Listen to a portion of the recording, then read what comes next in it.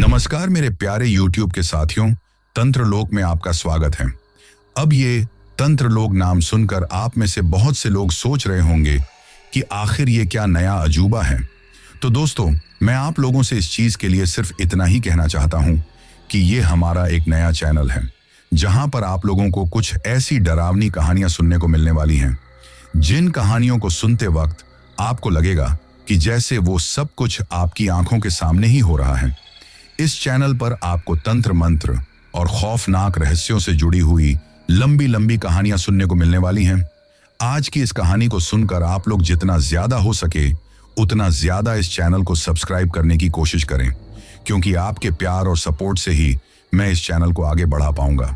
अब मैं आप लोगों का ज्यादा समय खराब ना करते हुए आपको सीधा तंत्र लोक की खौफनाक कहानियों में लेकर चलता हूं, जिनकी शुरुआत हर रोज दिन ढलने के साथ अंधेरा कायम होते ही हो जाती है। नमस्कार दोस्तों, मेरा नाम कात्यानी है और मैं पश्चिम बंगाल के एक छोटे से गांव की रहने वाली हूं। आज मेरी उम्र लगभग 50 साल के आसपास है। आज मैं अपनी जिंदगी से जुड़ी हुई एक ऐसी सच्ची और डरावनी घटना के बारे में आपको बताना चाहती हूं, जिसे सुनकर आपको महसूस होगा कि कभी कभी किसी इंसान की मजबूरी और लोगों के ताने उसे किस रास्ते पर ले जाते हैं। ऐसा ही कुछ हुआ था मेरे साथ। आज से लगभग 20 साल पहले की बात है। उस वक्त मेरी उम्र 30 साल के आसपास थी। वैसे जब मैं 18 साल की थी, उसी वक्त मेरी शादी हो गई थी। मैं अपने पति शंकर, अपने सास ससुर और देवरानी जेठानी के साथ रहा करती थी, यानी कि उस वक्त हमारी जॉइंट फैमिली थी। शादी के बाद धीरे धीरे वक्त गुजरता गया, पर जैसे ही मेरी शादी को 1 साल हुआ तो मेरी सास ने मुझे कहना शुरू कर दिया कि अब बच्चा हो जाए तो ठीक है। मुझे भी शुरू से ही बच्चों से बहुत लगाव था और मैं भी चाहती थी कि जल्दी से मेरी जिंदगी में एक बच्चा आ जाए। सच बताऊं तो मुझे भी अपने बच्चे के आने का बेसब्री से इंतजार था, परंतु शायद मेरी किस्मत को कुछ और मंजूर था। धीरे धीरे वक्त गुजरता गया, लेकिन मैं प्रेग्नेंट नहीं हो पा रही थी। ये देखकर मेरी सासू माँ बार बार अब तो ताने देने लगी थी, परंतु मैं क्या करती। ऐसे में देवी देवताओं के यहाँ जाकर भी भगवान से बहुत विनती की, मेरी जिंदगी में भी खुशियां आ जाए, मैं मां बन जाऊं। लेकिन जैसे भगवान भी मेरी सुन नहीं रहा था, मैं अपनी तरफ से हर कोशिश कर रही थी। कभी किसी ने मौलवी के यहाँ जाकर धागा बंधवाने के लिए बोला तो मैं वहां पर भी गई। मंदिर में जाकर भी बहुत विनती की, परंतु मैं मां नहीं बन पाई थी। इसी तरह मेरी शादी को 3 साल होने पर हर कोई बातें बनाने लगा था, क्योंकि वैसे भी उस जमाने में लोग शादी के 1 साल बाद जो औरत बच्चा पैदा कर दे उसी को मान सम्मान देते थे, वरना एक औरत की जिंदगी बिना बच्चों की किस तरह की होती है, मुझसे बेहतर कौन समझ सकता था। ऐसे में धीरे धीरे वक्त गुजरने के साथ अब तो मेरी हालत इस तरह की हो गई थी कि गांव में, पड़ोस में, रिश्तेदारी में सब लोग मुझे बात बात पर सुनाने लगे थे, जिसकी वजह से मुझे बहुत तकलीफ होती थी। ऐसे में जब भी मैं अपने पति से इस बारे में कुछ कहती तो वो गुस्से में चिल्ला उठता था। कहता था कि मैं क्या करूं, क्या मैं खुद नहीं चाहता कि हमारा कोई बच्चा हो। उस वक्त डॉक्टर के यहाँ जाकर इलाज करवाना, इन सब के बारे में तो लोगों को बहुत कम नॉलेज था, और वैसे भी बच्चा चाहे आदमी की कमी से हो, लेकिन लोग तो दोष औरत को ही देते थे। जैसा अब मेरे साथ हो रहा था, वही वक्त गुजरता गया और मैं मां नहीं बन सकी, जिसकी वजह से मेरी जेठानी देवरानी अपने बच्चों को मेरे करीब नहीं आने देती थी कि कहीं मेरी नजर उनके बच्चों को न लग जाए। इसके साथ ही पड़ोस में भी अगर किसी बच्चे से मैं कोई बात कर लेती या उसे कुछ खाने को दे देती तो लोगों की मुझे उल्टी सीधी बातें सुनने को मिलती। कोई कहता कि मैं टोना टोटका कर रही हूँ, कोई कहता कि मैं उनके बच्चे को कोई तकलीफ ना पहुंचा दूं। उस वक्त लोगों की ऐसी बातें सुनकर मुझे इतनी तकलीफ पहुंचती कि मैं आपको बता नहीं सकती। अब तो मेरा ससुराल में जीना हराम हो गया, और सबसे बड़ी तकलीफ तब हुई जब मेरा पति भी अब मुझसे ठीक तरीके से बातें नहीं करता था। ऐसे में ससुराल में आए दिन मेरे पति की दूसरी शादी के लिए बोला जाता था। इस तरह हमारी शादी को लगभग 12 साल हो गए थे, और इन 12 सालों में मैंने क्या क्या बर्दाश्त नहीं किया, मैं आप लोगों को बता भी नहीं सकती। ऐसे में एक दिन मैंने एक फैसला किया, जिसके बारे में मुझे उस वक्त ठीक से ये भी नहीं पता था कि हैं ठीक हैं या नहीं, क्योंकि मेरा ससुराल जिस गांव में था उसकी पूर्वी दिशा में एक पहाड़ी थी, और वहां उस तरफ लोग जाते नहीं थे, क्योंकि कहते थे कि वहां पर एक सुंदरी नाम की डायन रहती है, जो काली शक्तियों की पूजा करने के साथ लोगों को अपने काले जादू का निशाना भी बना सकती है। वो कुछ भी कर सकती हैं। अगर उसकी नजर किसी के ऊपर पड़ जाए तो वो इंसान अपनी जिंदगी में कभी सुखी नहीं रह सकता है। ऐसी बहुत सारी बातें जब से मैं शादी करके आई थी तब से मुझे सुनने को आई थी, परंतु मैंने कभी उस डायन को देखा नहीं था, क्योंकि वैसे तो वो डायन समय समय पर गांव में चक्कर लगाने आती ही थी, कभी भीख मांगने के लिए।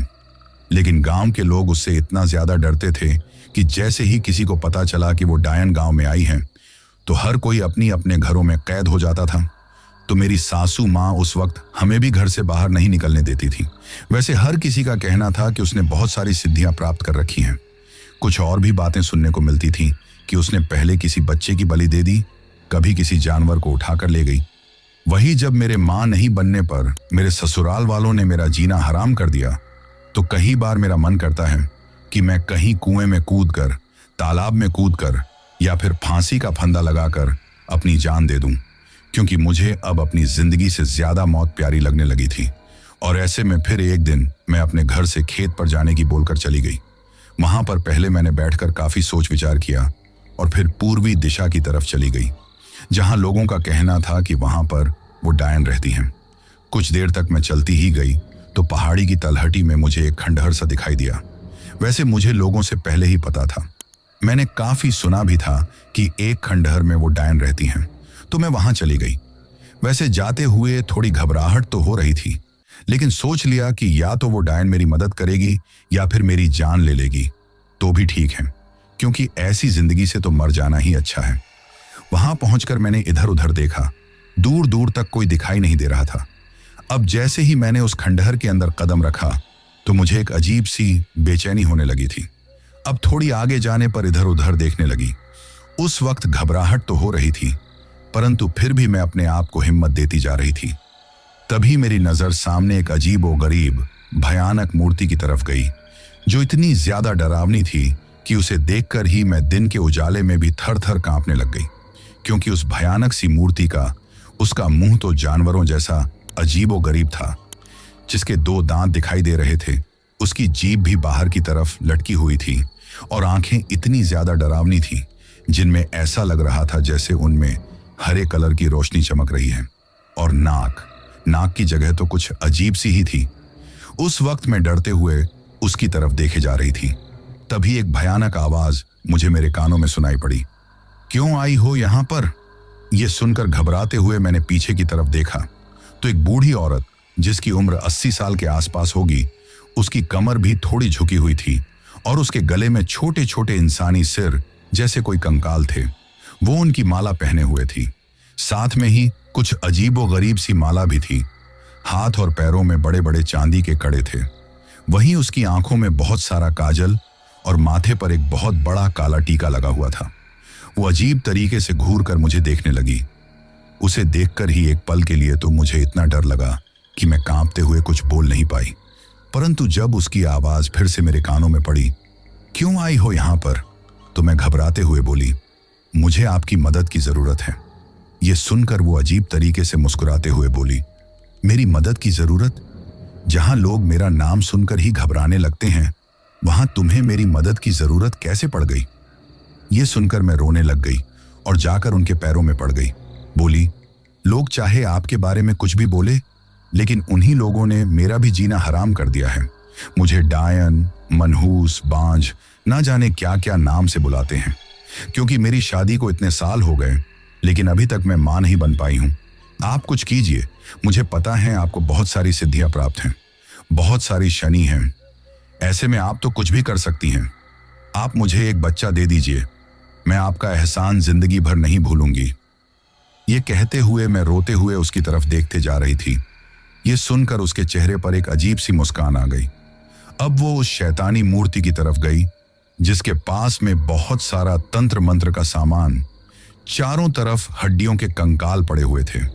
एक तरफ ऐसा लग रहा था जैसे जानवरों की हड्डियों का ढेर हो, कहीं मरे हुए मुर्गे पड़े थे।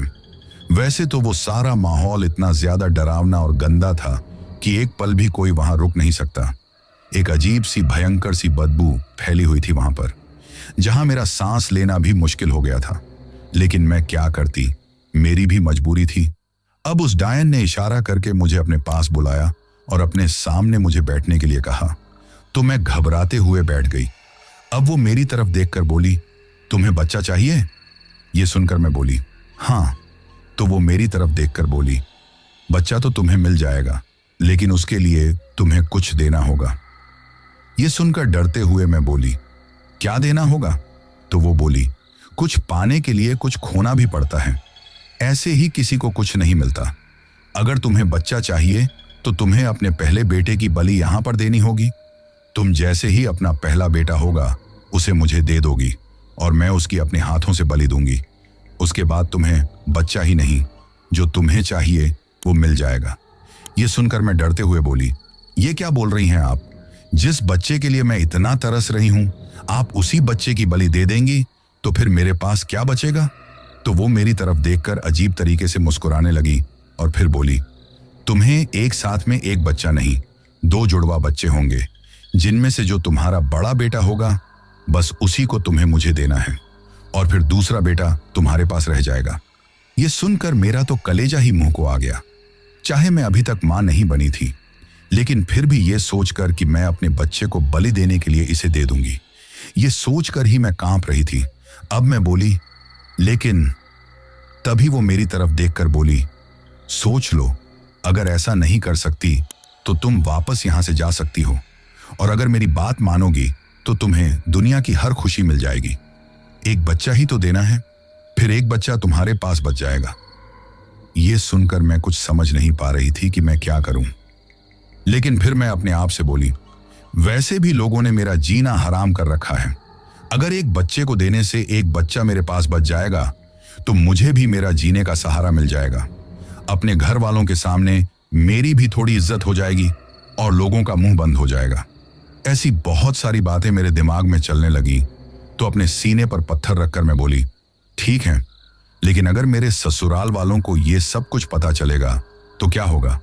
तो वो मेरी तरफ देखकर बोली, कुछ नहीं होगा, क्योंकि जिस तरह तुम उस बच्चे को मुझे दोगी, ऐसे में कोई ये सोच भी नहीं पाएगा कि आखिर बच्चों को हुआ क्या है।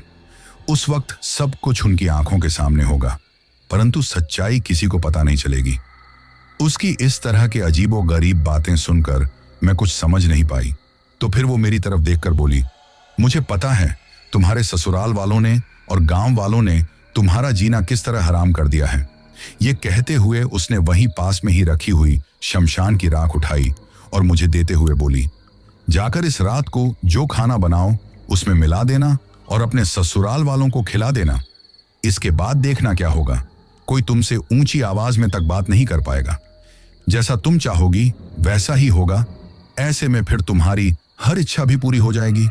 आज से 9 महीने बाद तुम्हारे 2 जुड़वा बच्चे पैदा होंगे, लेकिन ध्यान रखना, जो बात बोली है और जो वचन तुमने मुझे दिया है उसे कभी भूलकर तोड़ने की कोशिश भी मत करना, वरना जो मैं दे सकती हूं उससे दुगना तुमसे वापस ले सकती हूं। सुना तुमने? ये सुनकर मैं बोली, हाँ। इसके बाद उस राख को लेकर मैं वहां से आ गई और वो डायन मेरी तरफ देखती रही। अब कभी ये सोचकर कि अब सब कुछ ठीक हो जाएगा मुझे खुशी होने लगती, लेकिन उसके बाद मैं अपने एक बच्चे को उस डायन को दे दूंगी, ये सोचकर भी तकलीफ होने लगती थी। अब मैं अपने घर पर आ गई थी तो वहां पर मेरी सासू माँ मुझे भला बुरा कहने लगी। मेरी जेठानी देवरानी मेरी हालत देखकर मेरा मजाक बनाने लगी थी, हंसने लगी थी। वहीं मेरे पति ने तो आते ही मुझ पर हाथ उठा दिया। तुम कहाँ गई थी? परंतु मैंने किसी को कुछ नहीं बताया। शाम को जब मैं खाना बना रही थी तो सोचने लगी कि सारे खाने में ये राख सबको मिलाकर दे दूं, लेकिन मेरी जेठानी और देवरानी ने मेरा जीना हराम कर दिया था और मैं उन्हें भी चैन से जीते हुए नहीं देखना चाहती थी। ऐसे में खाना बनाते हुए मैं यही सोच रही थी कि क्या करूं। तभी मेरी जेठानी और देवरानी, जैसे ही मैं खाना बनाती थी वैसे ही सबसे पहले खाना वे दोनों खाती थी, चाहे उनके बच्चे पीछे खाना खाया या फिर ससुराल वाले खाएं। वही मेरी हैसियत तो वैसे भी एक नौकरानी की तरह थी। ऐसे में उनके खाना खाने के तुरंत बाद जब बाकी के घर वाले बचे हुए थे तो सबकी नजरों से बचकर मौका देखकर अब मैंने जो दाल बनाई थी उसमें मैं जो राख लेकर आई थी वो सारी रात मिला दी और सब घर वालों को खाने के लिए दे दी। परंतु साथ में घबराहट भी हो रही थी कि कहीं किसी को कुछ पता नहीं चल जाए। वही दाल खाते हुए सब घर वाले मेरी तरफ देखकर कह रहे थे, आज ये दाल का टेस्ट अजीब सा क्यों है? ये सुनकर मैं बोली, पता नहीं, शायद दाल काफी पुरानी हो गई है और उसमें कीड़े भी लग गए थे। शायद। ये सुनकर मेरी सासू माँ कुछ बोलते हुए चुप हो गई और फिर खाना खाकर हर कोई अपने अपने कमरे में चला गया। इसके बाद खाना खाकर मैं भी अपने कमरे में आ गई। अब मैं अपने कमरे में बैठकर भगवान को ही याद कर रही थी कि कहीं किसी को कुछ पता न चल जाए। तभी मेरा पति वहां पर आया, जिसने सालों से मुझसे ठीक तरीके से बातें नहीं की थी। वो अब मुझसे प्यार से बातें करने लगा और फिर हम दोनों एक दूसरे के साथ प्यार भरा वक्त बिताने लगे थे। लेकिन जब मेरा पति मेरे साथ था तो उसका व्यवहार कुछ अजीब सा था। साथ में कमरे में ही भयंकर बदबू सी फैली हुई थी और ऐसा लग रहा था जैसे मेरे पति की आंखें हरे कलर की चमक रही हैं। लेकिन इन सबको मैंने नजरअंदाज कर दिया और जब हम सो गए तो आधी रात के वक्त एक भयंकर सी किसी के हंसने की आवाज मेरे कानों में पड़ी, जैसे कोई आदमी भयंकर रूप से हंसते ही जा रहा है। यह महसूस होते ही मैंने आंखें खोलकर देखा तो मेरे कमरे में चारों तरफ काला धुआं फैला हुआ था, साथ में भयंकर बदबू आ रही थी। ऐसे में मैं कुछ समझ पाती तो फिर मेरे कमरे का दरवाजा तेज आवाज करते हुए खुल गया और वो काला धुआं तेज आवाज करते हुए जैसे कोई हंस रहा है मेरे कमरे से बाहर निकल गया। फिर सब कुछ ऐसे शांत हो गया जैसे कुछ है ही नहीं। ये देखकर एक पल के लिए तो मुझे डर लगा, परंतु फिर सोचने लगी ऐसा कुछ नहीं है। ऐसे में फिर मैं सोने के लिए लेट गई और कुछ ही देर में मुझे नींद आ गई। अब धीरे धीरे वो रात गुजर गई। अब जैसे ही सुबह हुई तो मेरी तो जैसे जिंदगी ही बदल गई थी, क्योंकि जब मैं घर के बाहर कदम रखते ही जैसे ही घर का काम करने लगी तो मेरी सासू माँ बोली, बेटा तू इस घर की नौकरानी है क्या, जो सारा दिन काम में लगी रहती है? चल मेरे पास बैठ। ये कहकर मेरी जेठानी और देवरानी को आवाज देकर बुलाया और उन्हें काम करने के लिए कहा तो उनके होश उड़ गए कि ऐसे कैसे हो सकता है जो मेरी सासू माँ मुझसे इस तरीके से बातें करें। वे दोनों मुझे कुछ कहती उससे पहले ही मेरी सासू माँ ने उन्हें डांट कर चुप करवा दिया। अब तो सब लोग मुझसे बहुत ज्यादा लगाव रखते थे, यहां तक कि पूरे घर वाले मेरी जेठानी और देवरानी के खिलाफ हो गए थे। उनके बच्चों का भी सिर्फ मुझसे ही लगाव था, जिसकी वजह से मेरी देवरानी और जेठानी उन्हें यह एहसास होने लगा कि जरूर मैंने इनके ऊपर कोई काला जादू करवाया है या वशीकरण किया है, जिसकी वजह से ये सब कुछ हो रहा है। परंतु घर में अब हर कोई मुझे पलकों पर बिठाए रखता था। ऐसे में गांव के लोग भी ये देखकर हैरान थे। वही जैसे ही एक महीना गुजरा तो मुझे उल्टियां होने लगी, तो मेरी सासू माँ ने दाई को बुलाकर इस बारे में पूछा तो पता चला कि मैं माँ बनने वाली हूं। ये सुनकर तो मेरी इज्जत बढ़ गई थी, लेकिन लोग भी तरह तरह की बातें करने लगे थे। कोई कुछ कहता था तो कोई कुछ कहता था, लेकिन अब मुझे लोगों की बातों की चिंता नहीं थी। घर परिवार में तो मेरे कहने से पहले ही मेरी हर इच्छा पूरी कर दी जाती थी। मेरा पति तो जैसे मेरे इशारों पर ही चलने लगा था। वही मेरी जेठानी और देवरानी, जिन्होंने मेरा जीना हराम कर दिया था, अब उनकी हालत नौकरों के जैसी हो गई थी। वहीं धीरे धीरे वक्त गुजरने लगा।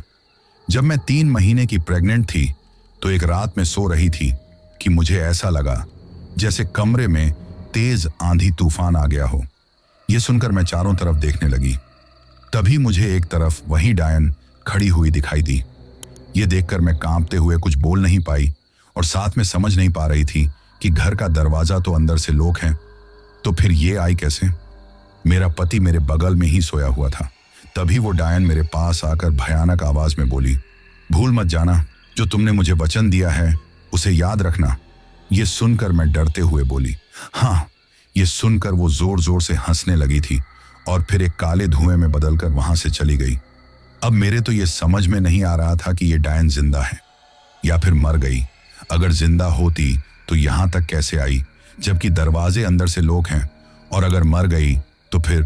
तभी मुझे अपनी दादी की बात याद आई, जो कहती थी कि एक डायन मरकर भी कभी नहीं मरती। इसका मतलब ये डायन मर गई है और ये इसकी आत्मा भटक रही है। ऐसी बहुत सारी बातें मेरे दिमाग में चलने लगी थी, लेकिन मैं इन बातों को नजरअंदाज करने की कोशिश करते हुए अपने आप से बोली, चाहे जो हो मुझे क्या है, बस जैसे ही 2 बच्चे होंगे, एक बच्चा इसे दे दूंगी, एक बच्चा मेरे पास रहेगा, उसके बाद मेरा इससे कोई रिश्ता नहीं रहेगा। ये सोचते हुए तकलीफ भी हो रही थी और अपने आप को मैं तसल्ली भी दे रही थी। तभी एक दिन मेरी सासू माँ ने मेरी कोख में मेरे बच्चों का हालचाल जानने के लिए और ऐसे ही बुलाया तो दाई ने बताया कि मेरे 2 जुड़वा बच्चे हैं। ये सुनकर तो मेरी सासू माँ की खुशी का ठिकाना ही नहीं रहा। अब धीरे धीरे दिन गुजरने लगे थे। वैसे मुझे अपनी माँ बनने की खुशी तो थी, लेकिन जब भी उस डायन को दिया हुआ वचन याद करती तो घबराने लगती थी। फिर जब मेरा 5वां महीना चल रहा था तो एक दिन मैं अपने पति के साथ सो रही थी। अचानक मेरे पेट में बहुत तेज दर्द हुआ। तो जब मैंने आंखें खोलकर देखा तो मैंने देखा मेरे पेट से 2 हाथ निकले हुए हैं। ये देखकर मेरी आंखें फटी के फटी ही रह गई। वे दोनों हाथ बहुत ज्यादा डरावने थे और देखते ही देखते 2 बच्चे पेट में से बाहर निकलकर मेरी तरफ देखकर जोर जोर से हंसने लगे। ये देखकर मैं बहुत ज्यादा डर गई और जोर जोर से चिल्लाने लग गई थी। तो मेरे चिल्लाने की आवाज सुनकर मेरे पति की नींद खुल गई। वो बोले, क्या हुआ? तो मैंने घबराते हुए आंखें खोलकर अपने पेट की तरफ देखा तो सब कुछ ठीक था। अब वो बच्चे मुझे दिखाई नहीं दे रहे थे। ये देखकर मैं सोचने लगी कि शायद मैंने कोई डरावना सपना देखा है या फिर मुझे कोई भ्रम हुआ है। ऐसे में बोली, कुछ नहीं। और फिर हम दोनों सोने के लिए लेट गए तो मुझे भी नींद आ गई थी। अगले दिन सुबह होते ही जब मैंने इन सब के बारे में सोचा तो घबराहट तो होने लगी, लेकिन फिर सोचा कि बस ऐसे ही कोई डरावना सपना देखा होगा जिसे हकीकत समझ बैठी थी और कुछ नहीं है। ये सोचकर मैं इन बातों को नजरअंदाज कर दिया। लेकिन जैसे जैसे दिन गुजर रहे थे तो मेरे साथ अजीबोगरीब हरकत होने लगी। कभी मुझे सपने में 2 डरावने बच्चे भागते हुए दिखाई देते तो कभी ऐसा लगता जैसे वे दोनों मेरे सीने पर बैठकर जोर जोर से हंस रहे हैं, तो कभी किसी बच्चे के भयानक रोने की आवाज सुनाई देती। कभी वो डायन मुझे दिखाई देती। परंतु इन सब बातों को देखते हुए भी मैं नजरअंदाज करके यही सोच रही थी कि सब कुछ सही सलामत हो जाए और मेरे बच्चे इस दुनिया में आ जाए। फिर एक दिन ऐसा आया जब मेरी 9 महीने कंप्लीट होने पर मुझे दर्द होने लगा था। ऐसे में मेरी सासू माँ भागकर दाई को बुलाकर लेकर आई और फिर मैंने 2 बेटों को जन्म दिया। उस वक्त जैसे ही उन बच्चों ने तुरंत आंखें खोलकर दाई की तरफ देखा तो वो घबरा गई, परंतु फिर कुछ नहीं बोली। ये देखकर तो मेरे ससुराल वाले बहुत ज्यादा खुश हो गए। उस वक्त मेरी देवरानी और जेठानी दोनों का चेहरा देखने लायक था। उन दोनों को तो इतना गुस्सा आ रहा था जैसे मुझे और मेरे बच्चों को धक्का देकर या तो घर से बाहर निकाल दिया, फिर हमारी जान ले ले, और उन्हें इस तरह हर वक्त तकलीफ में ही तो मैं देखना चाहती थी। अब मैंने अपने दोनों बच्चों को जैसे ही देखा तो मेरी आंखों से आंसू बहने लगे, क्योंकि उन दोनों की सूरत देखने के लिए तो मैंने कितना इंतजार किया था, कितने ताने सुने थे लोगों से, लेकिन तभी मुझे उस डायन को दिया। वचन याद आया तो अपने बच्चे को उस डायन को दे दूंगी। ऐसे में मैंने अपने बच्चों को सीने से लगा लिया। वैसे दाई ने मुझे बता दिया था कि मेरा कौन सा बड़ा बेटा है और कौन सा छोटा बेटा है, परंतु मैं अपने किसी भी बेटे को नहीं खोना चाहती थी। तो ऐसे में क्या करूं, कुछ मेरे समझ में नहीं आ रहा था। वही उसी रात अचानक पूरे घर में मुझे ऐसा लगने लगा जैसे कोई तेज तेज चल रहा है। किसी के कदमों की तेज तेज आवाज मुझे सुनाई देने लगी, जिसकी वजह से डरते हुए मैं चारों तरफ देखने लगी थी, लेकिन कौन है ये समझ में नहीं आ रहा था। फिर कहीं वो डायन तो नहीं है, ये सोचकर मैं फिर डरने लगी थी और अपनी आंखें सोने के लिए बंद कर ली। फिर कुछ देर में सब कुछ शांत हो गया और फिर से मुझे अपने पास से किसी की भयानक रूप से हंसने की आवाज सुनाई देने लगी, जिसे सुनकर मेरी नींद खुल गई। तो मैंने देखा कि उस वक्त मेरी सासू माँ दूसरी तरफ पलंग पर सोई हुई थी और मेरे बिस्तर के पास में वो डायन खड़ी हुई अजीब तरीके से मुस्कुराए जा रही थी। ये देखकर मैं थर थर कांपने लगी। तो वो डायन मेरी तरफ देखकर बोली, अपना वचन भूल मत जाना। जब ये दोनों बच्चे 6 महीने के होंगे तो जो अमावस्या आएगी उसी रात में तुम्हारी एक बेटे को लेकर जाऊंगी, लेकिन घबराओ मत, तुम्हारा बेटा यही रहेगा, बस उसकी आत्मा को कैद करके ले जाऊंगी। ये सुनकर मैं घबराते हुए कुछ बोल नहीं पाई और वो डायन एक काले धुएं में बदलकर वहां से चली गई। अब तो मेरा एक एक पल गुजारना मुश्किल हो गया था। मैं कैसे अपने बच्चे को उस डायन को दे दूंगी? वही मेरे दोनों बच्चे जिन्हें देखकर मुझे प्यार आ रहा था, उनका व्यवहार भी कुछ अजीब सा ही था। वे दोनों जब रोते तो सबके सिर में इतना भयंकर दर्द होने लगता था कि पूछो मत। उनकी रोने की आवाज भी कुछ अजीब सी ही थी, जिसके बारे में लोग भी बातें बनाने लगे तो मेरी सासू माँ उन्हें डांट कर चुप करवा देती, और जब दोनों दूध पीने लगते तो घर का सारा दूध खत्म हो जाता। लेकिन जैसे उनका पेट भरता ही नहीं था। कभी कभी तो वे दोनों अजीब तरीके से मेरी तरफ देखते तो ऐसा लगता जैसे उनकी आंखें हरे कलर से चमक रही हों। ऐसे ही एक रात में सो रही थी कि तभी मुझे बच्चों के हंसने की आवाज सुनाई देने लगी तो मेरी नींद खुल गई। जब मैंने देखा तो वे दोनों बच्चे भयंकर रूप से हंसते ही जा रहे थे और देखते ही देखते उन दोनों का चेहरा अजीबोगरीब सा हो गया था। ये देखकर मेरा तो कलेजा ही मुंह को आ गया।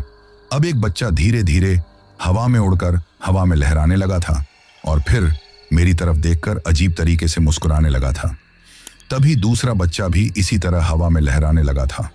उस वक्त उनकी भयंकर हंसी मुझे मेरे कानों में सुनाई दे रही थी तो मैं कांपते हुए उनकी तरफ देख रही थी। तभी एक बच्चे ने आकर मेरा गला पकड़ लिया और भयंकर सी आवाज में कुछ बोलने लगा, लेकिन क्या बोल रहा था मुझे खुद समझ में नहीं आ रहा था।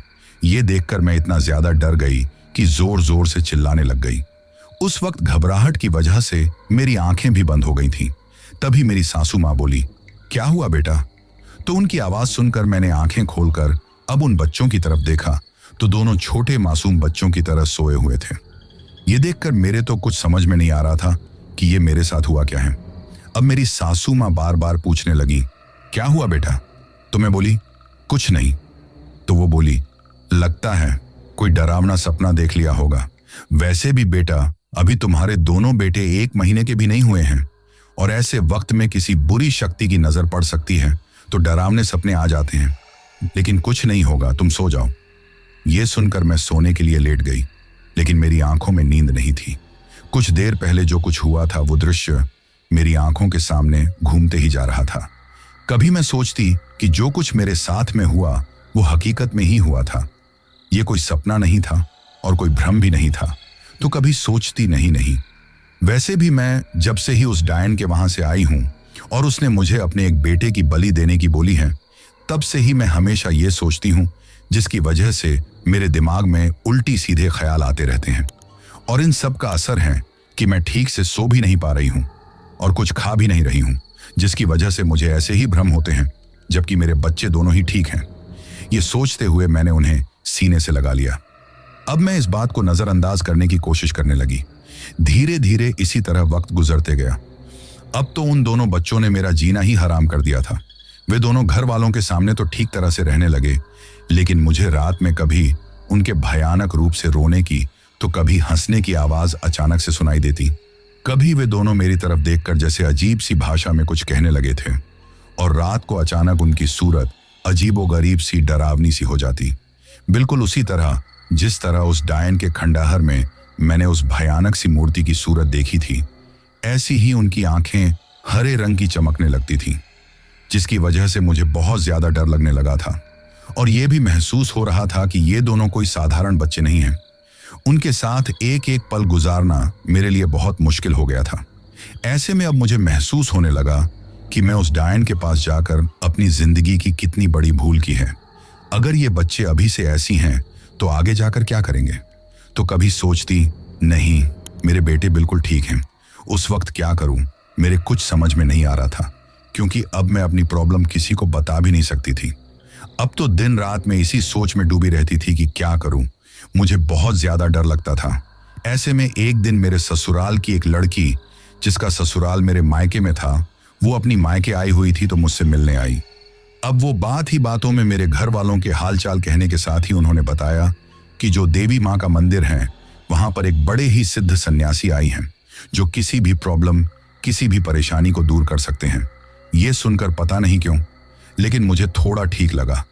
ऐसे में मुझे लगने लगा कि अगर मैं वहां चली जाऊं तो शायद सब कुछ ठीक हो जाएगा।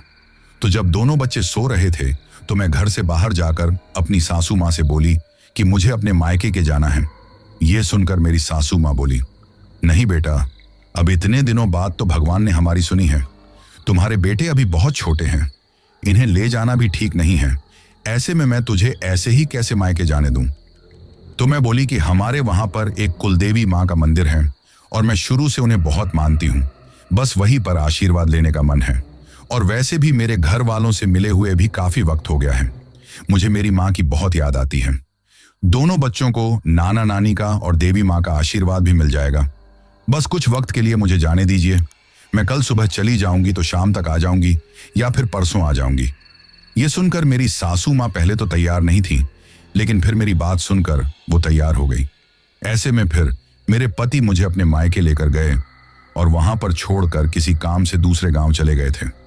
परंतु उस वक्त भी दिलो दिमाग में हजारों बातें चल रही थीं कि पता नहीं क्या होगा। हर वक्त एक अनहोनी का डर मुझे सताने लगा था। अब मेरे 4 महीने के बच्चों को मेरे मायके में देखकर हर कोई हैरान था।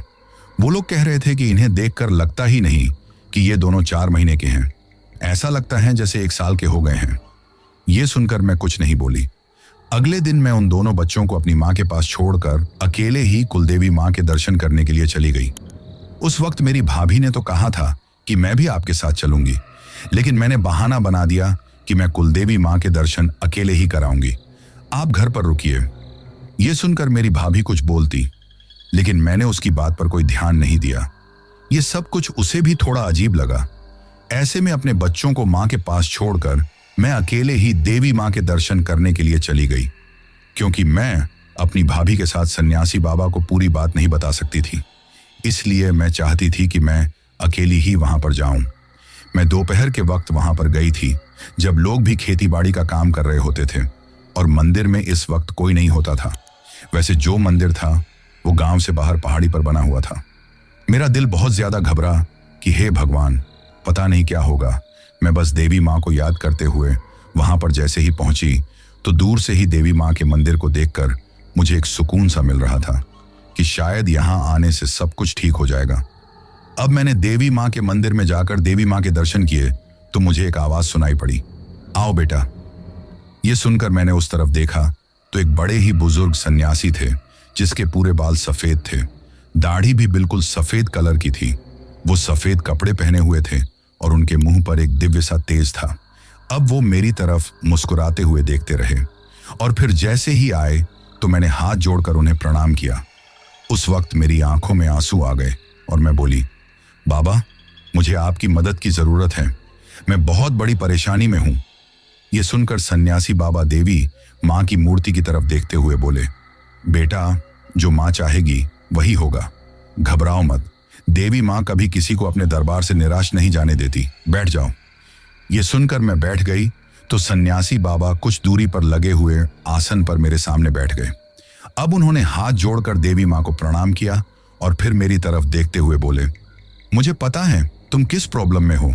जो गलती तुमने की थी वो बहुत बड़ी गलती है और ये गलती तुम्हारी ही नहीं, तुम्हारे पूरे परिवार, पूरे गांव के लिए एक बहुत बड़ा खतरा लेकर आने वाली है। ये सुनकर मैं बहुत ज्यादा घबरा गई, साथ में हैरान रह गई कि सन्यासी बाबा को सब कुछ पता है। तभी सन्यासी बाबा बोले, हाँ बेटी, मुझे पता है तुम यहाँ किस लिए आई हो। अब उन्होंने हाथ जोड़कर देवी माँ का ध्यान किया और मेरी तरफ देखा तो मैं बोली, अब मैं क्या करूं, आप बताओ, मैं एक माँ होकर अपने बच्चे की बलि कैसे दे दूं।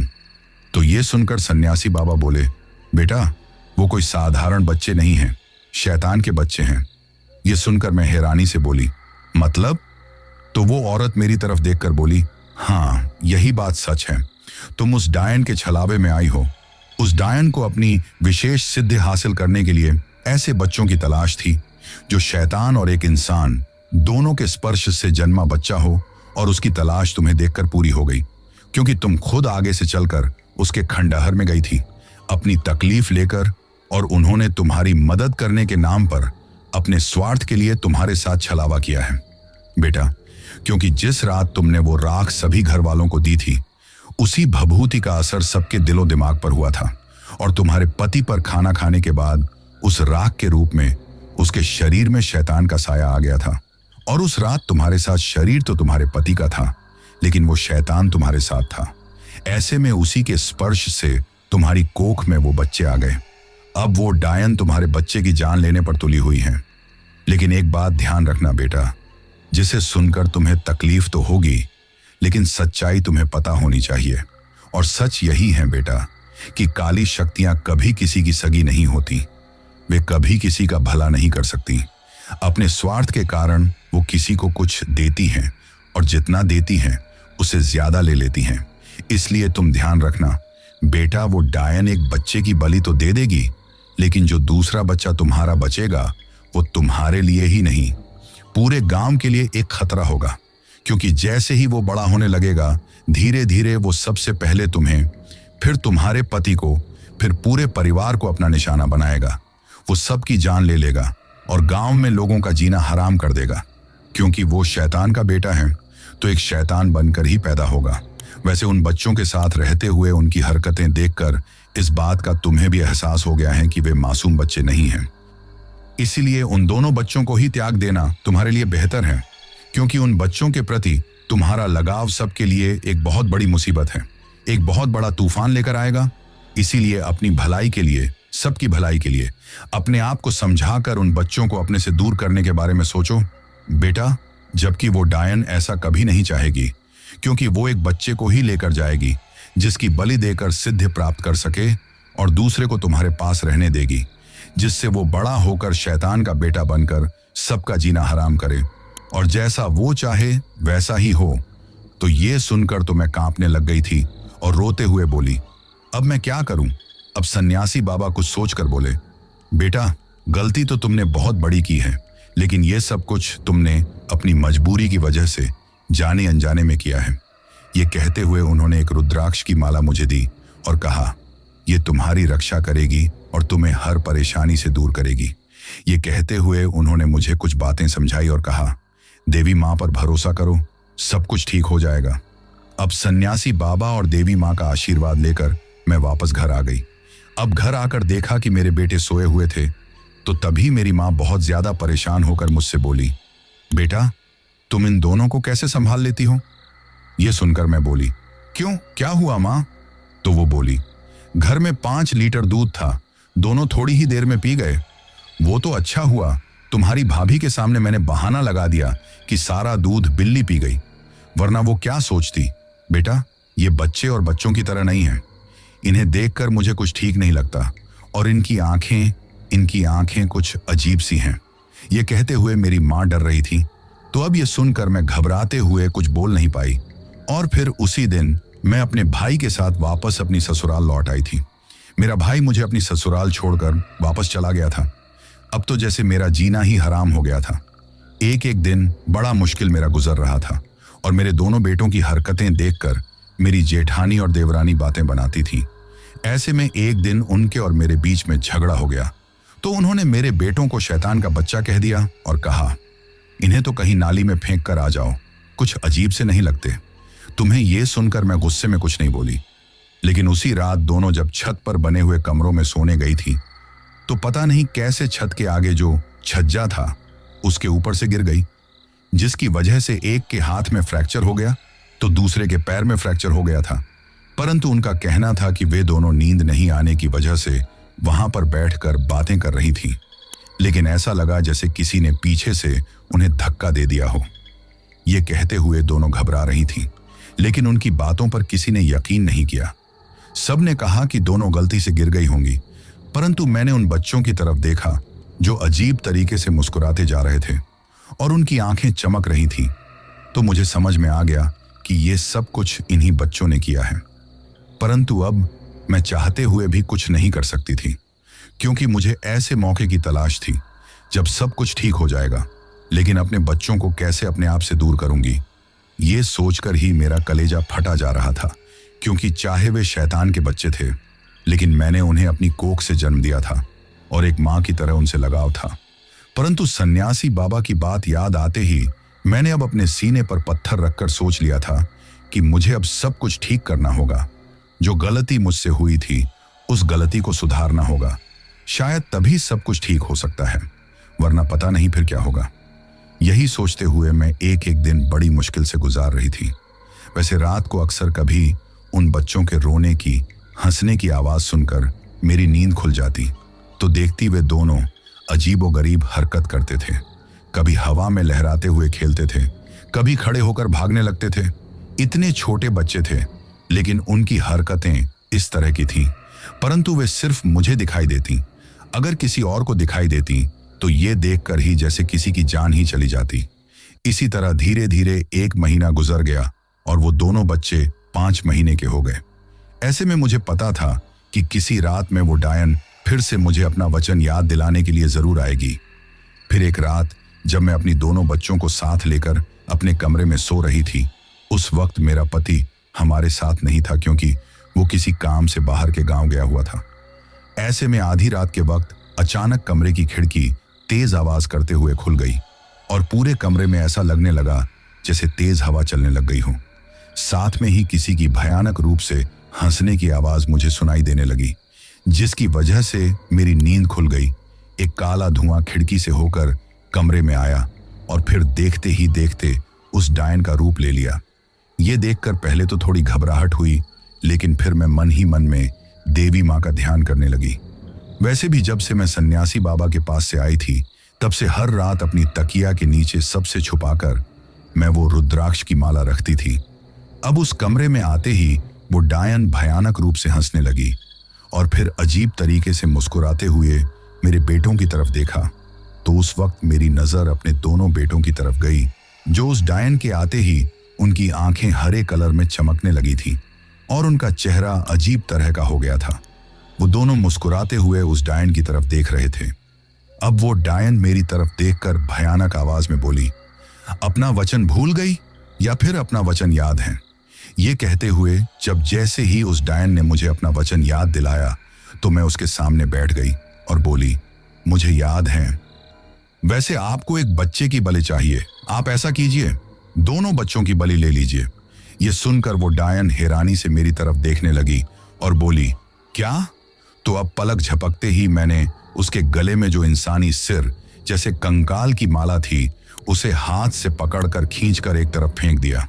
अब अचानक मेरे ऐसा करते ही वो डायन भयानक रूप से जोर से चिल्लाने लगी, क्योंकि मुझे सन्यासी बाबा ने पहले ही बता दिया था कि वो इंसानी सिर के कंकाल की माला वो डायन पहनती थी, उसी में उसकी सारी शक्तियां हैं। और ऐसे में जैसे ही वो माला मैं तोड़ दूंगी, तो वो डायन चाहे हुए भी मेरा कुछ नहीं कर पाएगी और उसकी शक्तियां भी खत्म हो जाएंगी। वही वो माला जैसे ही नीचे जमीन पर गिरी, तो भयानक सी आवाज करते हुए एक काले धुएं में बदलकर कमरे में चारों तरफ घूमने लगी। ये देखकर वो डायन बहुत ज्यादा गुस्से में हो गई।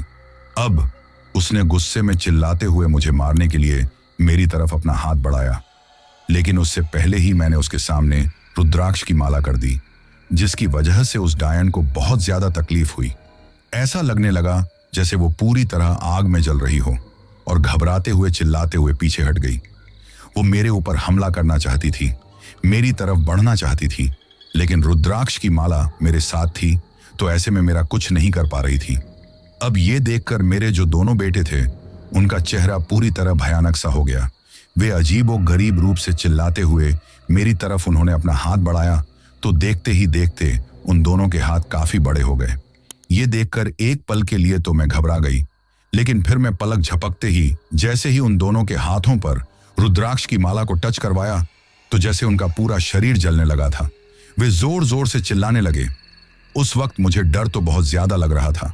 ऐसे में उस रुद्राक्ष की माला को हाथ में लेकर मैं मन ही मन में सन्यासी बाबा ने जो मंत्र मुझे बताया था, उस मंत्र का जाप करते जा रही थी। अब पूरे घर में अजीबोगरीब सी चीख पुकार मच गई थी। उस वक्त जैसे पूरे घर में तूफान सा आ गया, जिसकी वजह से सब घर वालों की नींद खुल गई। लेकिन जैसे सब घर वाले चाहते हुए भी अपनी आंख नहीं खोल पा रहे थे। हर कोई छटपटा रहा था, लेकिन चाहते हुए भी नहीं चिल्ला रहा था, क्योंकि ऐसा लग रहा था जैसे किसी ने उनका गला दबा दिया हो। ये बात उन लोगों ने बाद में बताई थी। अब वो डायन गुस्से में चिल्लाते हुए बोली, ये तूने अच्छा नहीं किया। ये कहकर वो काले धुएं में बदलकर वहां से चली गई। तो मैंने दोनों बच्चों की तरफ देखा, जिनके शरीर नीले पड़ चुके थे और दोनों की लाश पलंग पर पड़ी हुई थी। अब मेरे बच्चे की भयानक रूप से रोने की आवाज सुनाई देने लगी थी। ये देखकर मेरा कलेजा फटा जा रहा था कि मैं एक मां होकर ऐसा कैसे कर सकती हूं। अब मैं जोर जोर से रोने लग गई। चाहे वो शैतान के बच्चे थे, लेकिन जन्म तो मैंने दिया था। ये सोचकर मैं उन्हें सीने से लगाकर रो रही थी। अब सब घर भागकर वहां पर आए। दोनों बच्चों को देखकर हर किसी के होश उड़ गए। उस वक्त मैंने अपनी जेठानी और देवरानी की तरफ देखा, जो खड़ी मुस्कुरा रही थी। वहीं रोने चिल्लाने की आवाज सुनकर गांव के लोग भी इकट्ठा हो गए। जैसे ही उन्होंने दोनों बच्चों को देखा, तो हर कोई डर गया, क्योंकि लोगों को समझ में नहीं आ रहा था कि अचानक ये दोनों बच्चे मर कैसे गए और उनकी हालत इस तरह की कैसे हो गई। साथ में लोग घबराते हुए दबी जवान में तरह तरह की बातें कर रहे थे। उस वक्त मेरी और मेरी सासू मां के रोने की आवाज चारों तरफ गूंज रही थी। तभी एक बुजुर्ग आदमी बोला, जरूर उस सुंदरी डायन की नजर इन बच्चों पर पड़ गई है और वो इन बच्चों को लेकर चली गई है, क्योंकि जब भी किसी बच्चे को शैतानी शक्ति छूती है तभी उनकी इस तरह मौत होती है और उनका शरीर नीला पड़ जाता है। ये सब कुछ उस डायन ने किया है, उसी ने उनकी जान ली है। ये सुनकर मेरे देवर जी बोले, हाँ, तभी कुछ देर पहले घर में। ये कहते हुए अब मेरे ससुराल वालों ने कुछ देर पहले जो कुछ हुआ था वो सारी बातें लोगों को बताई, तो अब हर कोई सुंदरी डायन के नाम से ही डरने लगा था। वही मेरी सासू माँ तो बार बार कह रही थी कि मुझे अपने मायके जाना ही नहीं चाहिए था। हो सकता है कि रास्ते आते जाते उसकी बुरी नजर गलती से इन पर पड़ गई होगी। वो मुझे भला बुरा कहते जा रही थी, क्योंकि पल भर में ही जो सब लोगों के ऊपर वंशीकरण छाया हुआ था वो अलग हो गया था। परंतु अब मैं चाहते हुए भी कुछ बोल नहीं पा रही थी। फिर उन दोनों बच्चों को जाकर शमशान घाट में दफना दिया गया, क्योंकि वे दोनों अभी छोटे थे और परंपरा के हिसाब से इस तरह उनका अंतिम दाह संस्कार नहीं हो सकता था, सिर्फ उन्हें दफनाया जा सकता था। वही मेरी वजह से मेरे दोनों बेटों की मौत हो गई है। ये बात मुझे चैन से जीने भी नहीं दे रही थी। उस वक्त मेरे दिलो दिमाग में हजारों बातें चल रही थी। मैं समझ नहीं पा रही थी कि मैंने ठीक किया है या गलत किया है। फिर उसी रात जब मैं सो रही थी तभी अचानक मुझे अपने कानों में भयानक रूप से किसी के चिल्लाने की, रोने की आवाज सुनाई देने लगी थी। ये देखकर मैं थर थर कांपने लगी, लेकिन घबराते हुए अपनी आंखें नहीं खोल पा रही थी। कुछ देर बाद जब सब कुछ शांत हो गया तो मैंने आंखें खोल कर देखा। तभी मुझे मेरे कमरे के एक कोने में वो डायन और वे दोनों बच्चे ही खड़े हुए दिखाई दिए। उस वक्त वो तीनों इतने ज्यादा डरावने लग रहे थे कि मैं बता भी नहीं सकती। तीनों का चेहरा पूरी तरह सफेद था, आंखों के नीचे बड़े बड़े से काले गड्ढे थे और आंखें बिल्कुल हरे कलर की थीं। वो अजीबोगरीब तरीके से मेरी तरफ देखकर घूरते जा रहे थे। ये देखकर मैं घबराते हुए चिल्लाना चाहती थी, लेकिन डर की वजह से आवाज भी गले में से नहीं निकल रही थी। तभी वो डायन गुस्से में चिल्लाते हुए बोली, तुझे तो मैं छोड़ूंगी नहीं, देखती हूं कब तक अपने आप को बचा पाएगी तू। तूने मेरा वचन तोड़ा है। ये कहकर भयानक रूप से रोने लगी, तो ये देखकर मैं बहुत ज्यादा डर गई और कांपने लग गई। अब वो डायन मेरी तरफ बढ़ने लगी तो घबराते हुए मैं जोर जोर से चिल्लाने लग गई। डर की वजह से मेरी आंखें बंद हो गई। मुझे ऐसा लग रहा था जैसे कहीं ये डायन अब मेरी जान न ले ले। तभी मेरी सासू माँ की नींद खुल गई, तो मुझे इस तरह घबराते देखकर, मेरी हालत देखकर वो बोली, क्या हुआ? ये सुनकर मैं डरते हुए अपनी आंखें खोलकर कमरे में चारों तरफ देखा, लेकिन अब वो डायन और वो दोनों बच्चे मुझे दिखाई नहीं दे रहे थे, लेकिन बहुत ज्यादा घबराहट हो रही थी।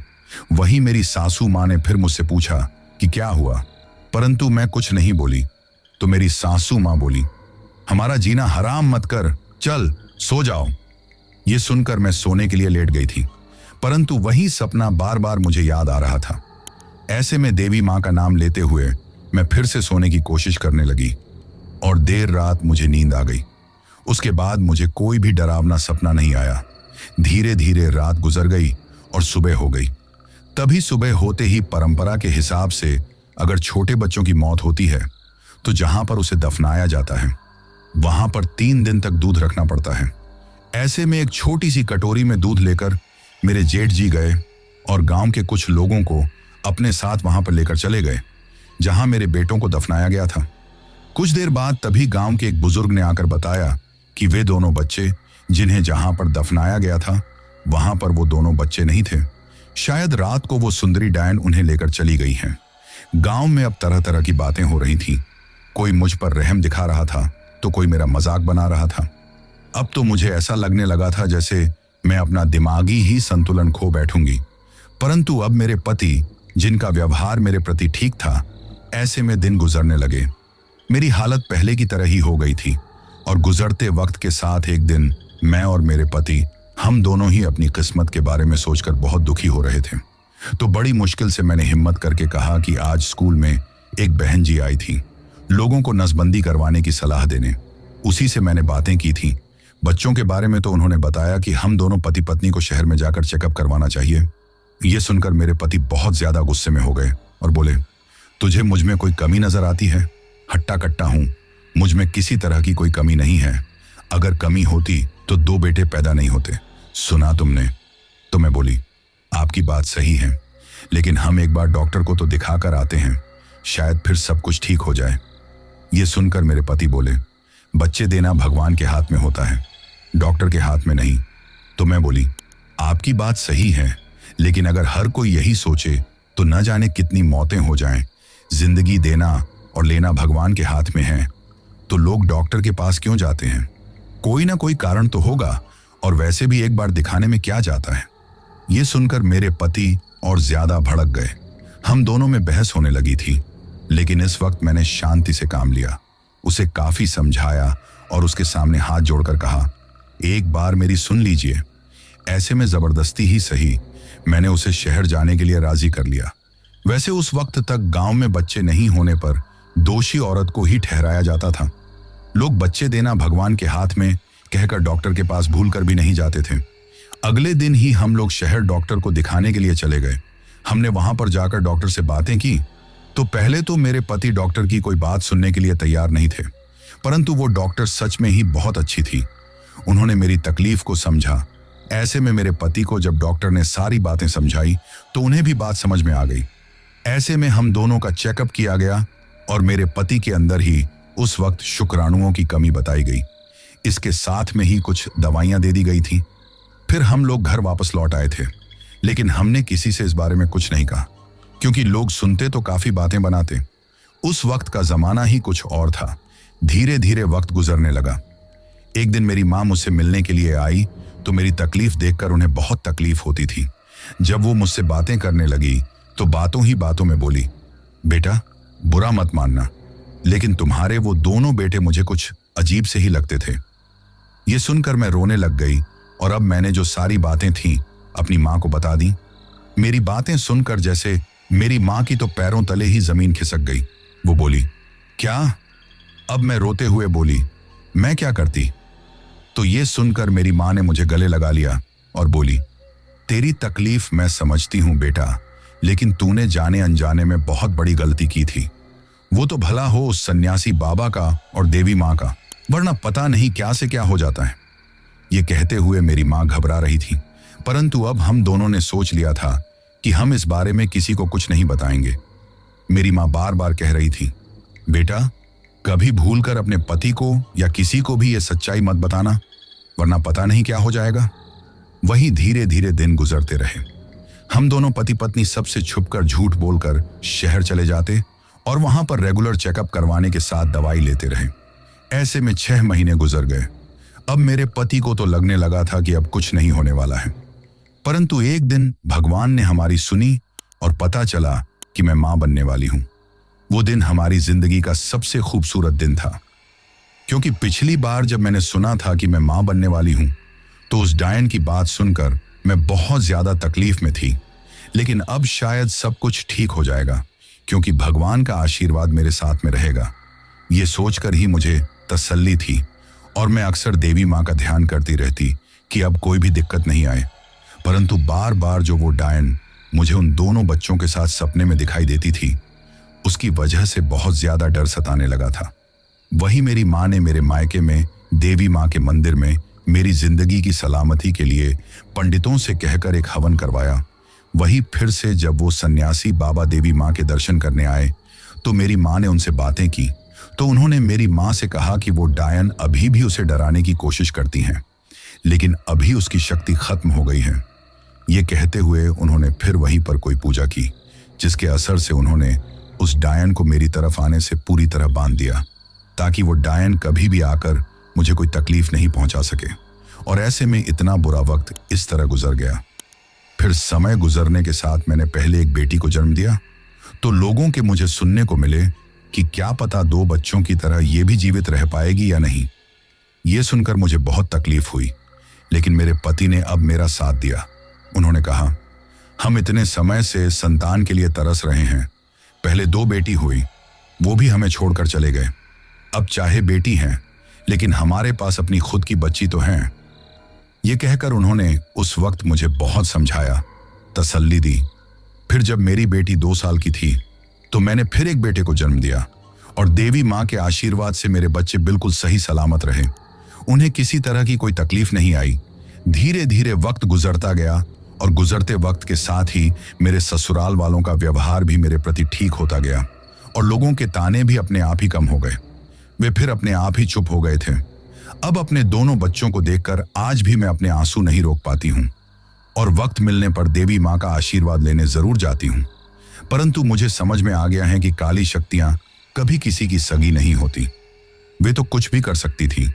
वो तो देवी माँ का आशीर्वाद था कि अब मेरे दोनों बच्चों को कुछ नहीं हुआ और मुझे कुछ नहीं हुआ, वरना वो डायन और दोनों शैतानी बच्चे शायद किसी को जिंदा नहीं छोड़ते। वैसे जब से उन दोनों शैतानी बच्चों की मौत हुई है तब से वो डायन किसी को दिखाई नहीं देती और अब गांव में कोई नहीं जानता कि वो डायन मर चुकी हैं या जिंदा हैं। परंतु जो कुछ मेरे साथ हुआ था उसका असर मेरे दिलो दिमाग पर इस कदर असर पड़ा था कि आज भी मुझे उस डायन के नाम से ही डर लगने लगता है। और वही सारी बातें जब मैं याद करती हूँ तो सारी रात घबराहट की वजह से सो नहीं पाती हूँ। आज भी मुझे महसूस होता है कि कैसे जाने अनजाने में लोगों के ताने सुनकर मजबूरी में मैं किस तरह गलत रास्ते की तरफ चली गई थी, जो मेरे लिए ही नहीं मेरे पूरे परिवार के लिए, पूरे गांव के लिए खतरा हो सकता था। वैसे मेरे पति को अभी तक ये सारी बातें पता नहीं हैं। मैं काफी बार सोचती हूँ उन्हें बताने के लिए, लेकिन फिर ये सोचकर कि सच्चाई जानकर पता नहीं वो क्या सोचेंगे, मेरे साथ किस तरह का व्यवहार करेंगे। मैं आज तक उन्हें कोई सच्चाई नहीं बता पाई, लेकिन मुझे समझ में नहीं आता कि मैं उन्हें कुछ बताऊं या नहीं बताऊं। वैसे मैंने आप सब लोगों को अपने साथ हुई ये सच्ची घटना इसलिए बताई है कि हम में से बहुत सी ऐसी औरतें हैं जिन्हें मां बनने का सुख नहीं मिल पाता, जिसकी वजह से घर, परिवार, समाज के लोग ताने दे देकर उसका जीना हराम कर देते हैं, जिसकी वजह से लोगों के बहकावे में आकर और कभी इन सब से परेशान होकर काफी औरतें टोने टोट के काला जादू इन पर यकीन करने लग जाती हैं और मेरी तरह भूल जाती हैं कि इन सब का खामियाजा किस तरह भुगतना पड़ेगा। ऐसे में मैं बस यही कहना चाहती हूँ कि एक माँ नहीं बनने की तकलीफ क्या होती है, मुझसे बेहतर कौन समझ सकता है। लेकिन अपनी तरफ से हर कोशिश करो, डॉक्टर के यहाँ चेकअप करवाओ, भगवान से प्रार्थना करो, लेकिन कभी गलत रास्ते पर मत जाओ, क्योंकि ऐसे रास्तों पर जाने का अंजाम जब पता चलता है तब तक बहुत देर हो जाती है। और काफी बार एक औरत की मजबूरी का फायदा तांत्रिक, डायन और कुछ ऐसी घटिया लोग भी उठाते हैं जो हमेशा ऐसे ही मौके की तलाश में रहते हैं। इसीलिए थोड़ी समझदारी से काम लेकर ऐसे लोगों की बातों में ना आकर उन्हें कोई मौका नहीं दो। तो दोस्तों, ये थी हमारी आज की कहानी आपको कैसी लगी ये आप मुझे कमेंट बॉक्स में कमेंट करके जरूर बताना।